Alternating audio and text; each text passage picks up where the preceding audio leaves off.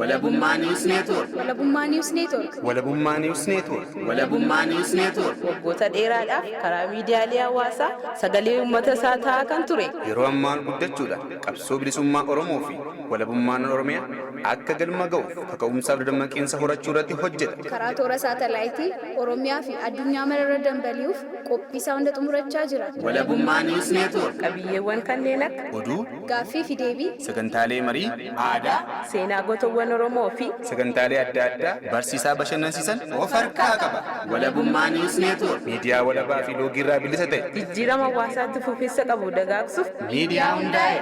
Walabummaa News Network. Ashama akkam jirtu daawwattootaaf dhaggeeffattoota Walabummaa News Network oduu saatii kanaa qabannee isiniif dhiyaanneerraa oduu faana kan isin faana turu Aandallisee Ayyaanaati. Hangafoota oduu Wallagga Lixaa neetworkiin guutummaa guututti adda cite jedhame.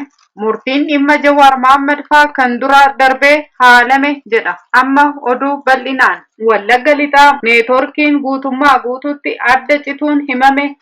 Waraanni mootummaa naannoo Oromiyaa fi waraanni Eertiraa lixa Oromiyaa bobbaafamuun waboo sakatta'uuf deemuun ni yaadatama. Egaa kanumaan walqabatee neetworkiin adda cituun himamaa jira. Magaalaa Dambidolloo ibsaan kutamee torbee sadiif adeemaa jira jedhan jiraattonni Oromiyaa lixaa jiraatan. Amma immoo itti dabaluun neetworkii fi ibsaan guutummaa guutuutti jiraachuu dhabuun yaaddoo nutti ta'eera jedhan. Wallagga Lixaa fi Qeellam Wallaggaa neetworkiin bilbilli ibsaan guutummaa guutuutti hin hojjetu jedhan. Gabaasni keenya achiin nu addeesseerra.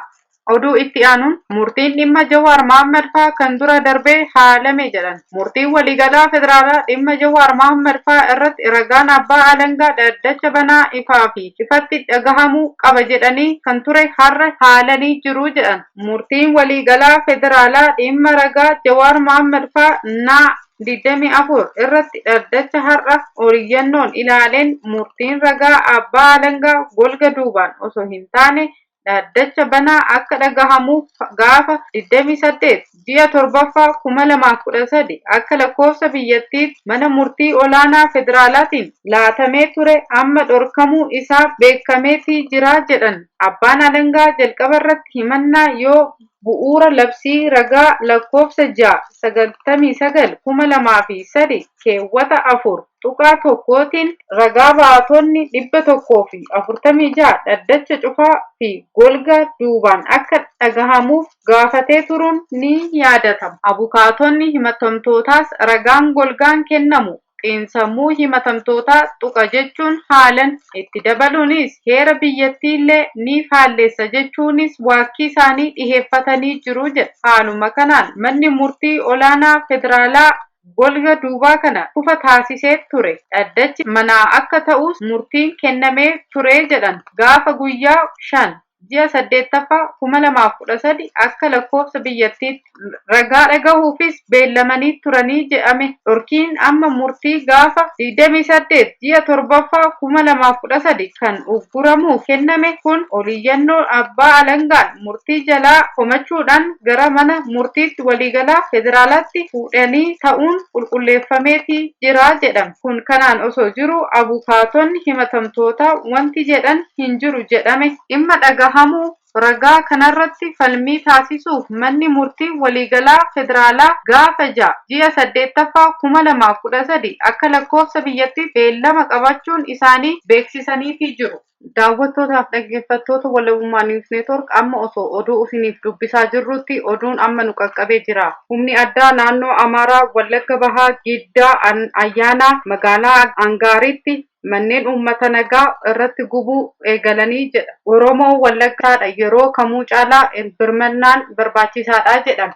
Egaan daawwattootaaf dhaggeeffattoota Walabummaa News Network oduun saatii kanaa qabannee kanumadha. Sagantaalee keenya hafan waliin turtii gaarii isiniin jedha.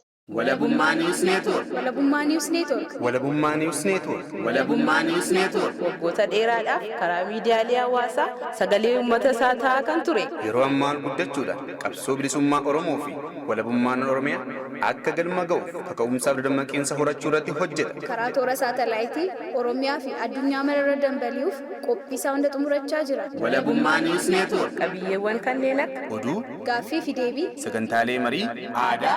seenaa gootawwan Oromoo fi sagantaalee adda addaa barsiisaa bashannansiisan of harkaa qaba. Walabummaa Niwus Neetwoork. Miidiyaa walabaa fi loogii irraa bilisa ta'e. jijjiirama hawaasaatti fufiinsa qabu dagaagsuuf Miidiyaa hundaa'e. Walabummaa Niwus Neetwoork.